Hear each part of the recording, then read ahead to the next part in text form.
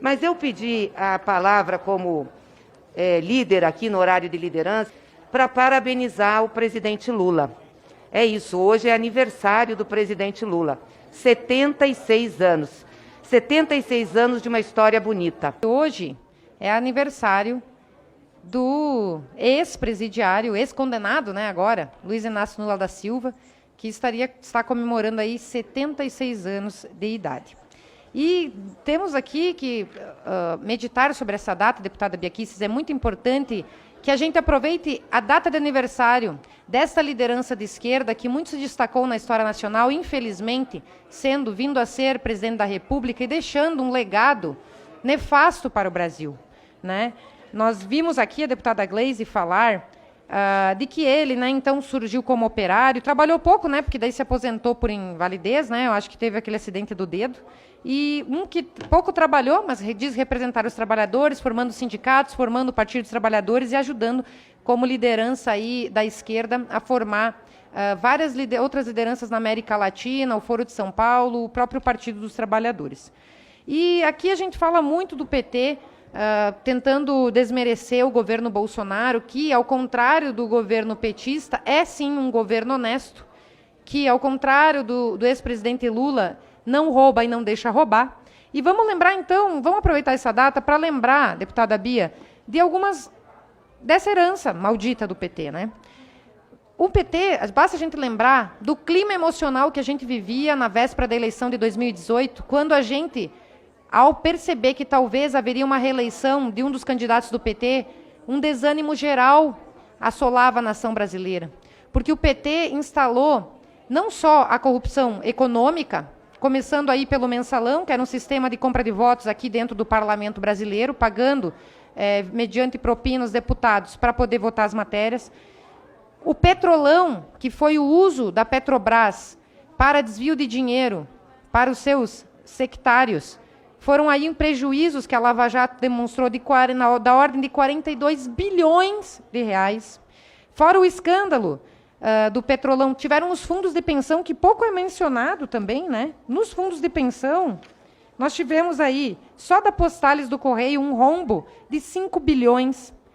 Fundos de pensão da Petrobras, da Petros, rombo de 20 bilhões, que poucas pessoas comentam desse rombo do PT. Fundo de pensão do Banco do Brasil, da Previ, um rombo de 13 bilhões de reais. Fundos da Caixa Econômica Federal, FUNCEF, rombo de 12 bilhões de reais. Fora também os fundos de pensão, nós tivemos aí a CPI do BNDES, que a imprensa brasileira pouco noticiou, que tramitou nessa casa. Tivemos vários parlamentares da nossa base que ajudaram na CPI do BNDES, que desvelou para a sociedade brasileira mais de 500 bilhões em rombo do dinheiro do povo brasileiro, que era largado a fundo perdido para outras nações da América Latina, para Cuba, para a Venezuela, mais de $1 bilhão em obras, para Cuba mais de 650 milhões de dólares, e nada disso retornou enquanto o povo brasileiro tanto necessitava de melhorias. Também temos que lembrar da Copa de 2014, dos estádios bilionários que o PT construiu e que são verdadeiros mausoléus, elefantes brancos, que poderiam ter sido construídos UTIs para ser utilizada quando deu a pandemia, mas não, em vez de investir em saúde, investiam em estádios para tentar dar um status irrelevante para o Brasil, que tanto precisava investimento em outras áreas. Então, o que falar do caos? Assim, reconhecer os estragos da gestão Lula, da gestão PT, vai muito além do plano econômico, dos prejuízos econômicos que a gente mencionou aqui, e financeiros. A gente tem que lembrar que o Lula, ele causou um verdadeiro rombo, uma verdadeira corrupção das mentes, num projeto totalitário de poder que foi tentado implementar durante a vigência dos seus 2 mandatos e, posteriormente, com a presidente Dilma, e iria seguir esse projeto totalitário do poder, onde eles desarmaram a população contra a sua vontade, onde havia uma sistemática invasão de terras, de propriedades privadas, e o caos e o terror no campo que era instalado pelo PT. O Lula falou que se voltar, vai fazer, a primeira das coisas que ele vai fazer, com certeza, é novamente desarmar a população, derrubar os decretos de armas que facilitaram o acesso às armas. Ele falou que vai regulamentar a mídia e a internet, ou seja, vai censurar as pessoas, algo que o presidente Bolsonaro vem sofrendo desde o início com a CPI e com o inquérito das fake news. Fake news nem é crime, sequer conceito temos, e quanto mais pessoas sendo presas ao exercer sua liberdade de expressão. Então imagina se eles estivessem no poder. Se hoje eles fazem isso com o Bolsonaro no poder, imagina o que não fariam conosco, deputada Bia Kicis. Se eles estivessem no poder, todos nós já estaríamos presos. Todo mundo que divergisse da suposta defesa democrática da esquerda, que nada mais é o totalitarismo, a defesa de uma ideologia comunista e socialista, nós estaríamos todos presos por defender a liberdade de expressão. Então, esse projeto totalitário, né, que o PT sempre engendrou, nós temos que meditar no dia de hoje, aproveitar, porque ano que vem vai ter eleição, e o nosso Supremo Tribunal Federal, quando voltou a julgar, relembrar e viver, voltou a deliberar sobre a prisão em segunda instância, mudou o seu entendimento e liberou Luiz Inácio Lula da Silva. Em 2019, ele foi solto, mesmo tendo sido condenado em primeiro e segundo grau de jurisdição. E não fosse isso suficiente, nos anos seguintes, o Supremo Tribunal Federal acaba por anular as condenações, deixando livre o Lula para concorrer o ano que vem à presidência da República. Como líder carismático da esquerda, nós temos esse perigo iminente no Brasil.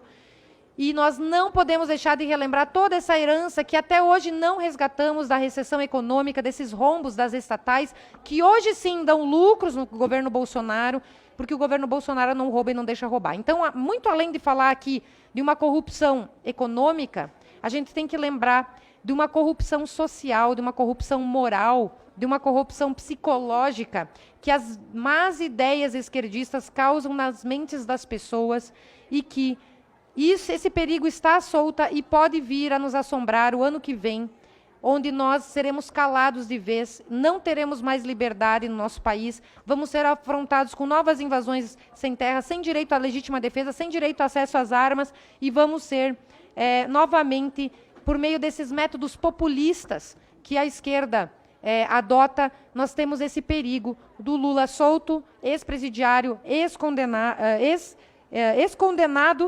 E temos que lembrar, deputada Bia Kicis, que essa herança desses 11 ministros que nós temos no Supremo Tribunal Federal, salvo engano, são 7 que foram nomeados na era PT, e o ministro Fachin está querendo reavivar a questão indígena no Brasil, onde tinha sido limitada novas demarcações, botando o marco temporal de 88, e está querendo rediscutir essa matéria, que foi consolidada na Raposa Serra do Sol, podendo vir demarcar não só 13% do território nacional, que já está demarcado, mas mais 14% do território nacional. E os índios serão os maiores latifundiários do Brasil, sendo que temos menos de 1 milhão de índios. Só Santa Catarina, que representa 1% do território nacional, tem 7 milhões de habitantes, e agora vamos imaginar 30% do território nacional para menos de 1 milhão de índios. Então, isso se trata muito além da questão indígena. Isso aqui é uma questão político, partidária, que está sendo utilizada pela esquerda, normalmente em terras produtivas, alijando dali pessoas que têm títulos de terra há mais de 100 anos, pessoas que vieram ajudar a edificar a nação brasileira e vão ser expurgadas. Essa aí é um dos ministros que foi nomeado na era do PT, que está dando mais essa herança para a gente aí, que é muito perigosa e não está sendo discutida aqui nesta casa.